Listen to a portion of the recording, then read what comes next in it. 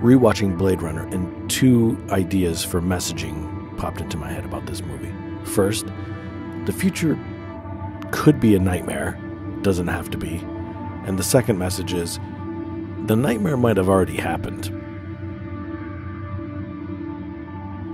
Early in the 21st century, the Tyrell Corporation advanced robot evolution into the Nexus phase. A Nexus being, virtually identical to a human, known as a replicant. The Nexus 6 replicants were superior in strength and agility, and at least equal in intelligence to the genetic engineers who created them. Replicants were used off-world as slave labor in the hazardous exploration and colonization of other planets.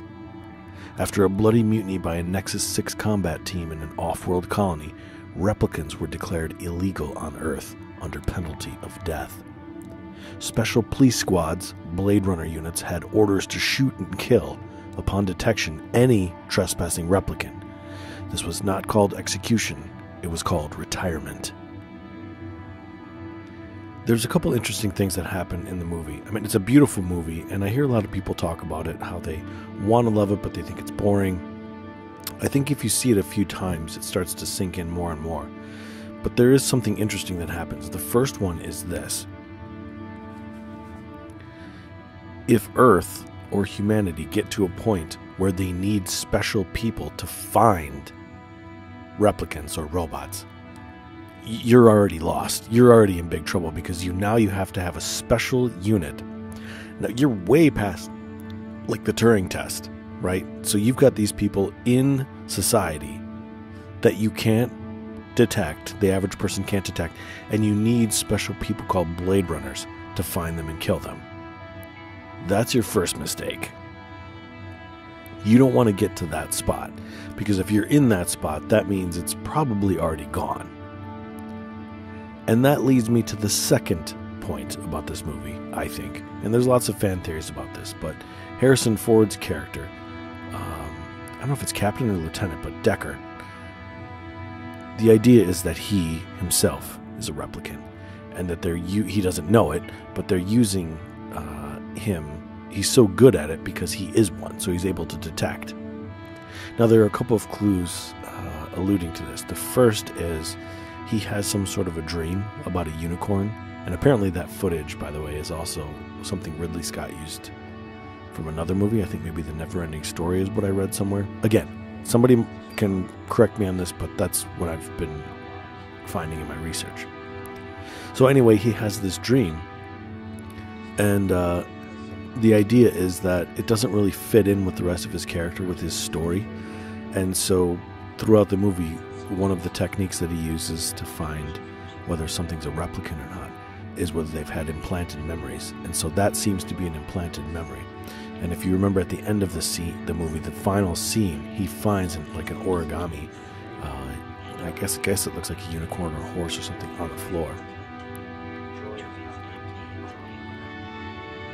It's a very Westworldian moment, like the end of season 1, where the person who thinks they're monitoring robots is actually a robot themselves.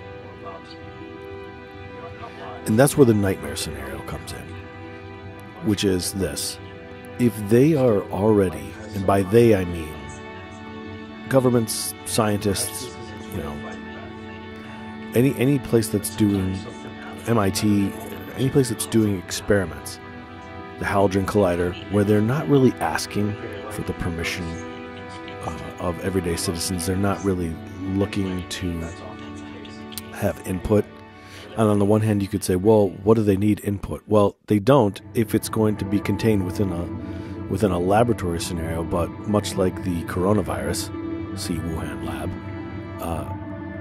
there's no way to control it. If anybody who's seen Ex Machina, it seems like clearly a possibility in terms of how it could go down. So you have a scenario where the police in this movie, in Blade Runner, they want Deckard to come back and help them find 3 to 5 replicants that are on Earth. Specifically, as he mentions in one scene, one of the police officers, that the reason is, even though they have a 4-year lifespan, it was like a built-in, safe-proof mechanism or something. one of the reasons is that they think that they might be able to develop emotion. And I don't know whether that person is aware of it or not, or he's not able to tell Deckard that. But if Deckard is a replicant, and I think that he is, just like his love interest, they've already developed it. So it's this idea that you build something that you can't control, so you build something like it, but that's stronger so that you can control it. It's almost like gain-of-function robotics engineering, where you keep inventing these things to squash the previous thing because it was getting out of control, and meanwhile you're creating something that's stronger than the thing you're trying to squash, if that makes sense. I think this is a great movie. I think that it could be, much like 2001: A Space Odyssey, sort of a warning about the future, that you don't want to go too far down the road of AI because you can really get out of hand to the point where you won't even know it, like the scientist in Ex Machina, when he sort of looks back and thinks, oh boy, this thing was toying with me the whole time. It found a way out. It's smarter than I am. And on the other hand, I think Blade Runner is also sort of a way of saying, in the words of Leonard Cohen, everybody knows the war is over. Everybody knows the good guys lost. Because I think it's over. If they're willing to put, I'll go back to this, if they're willing to put driverless cars on the road without asking anyone, how do you know that there aren't robots around? Are they going to tell us?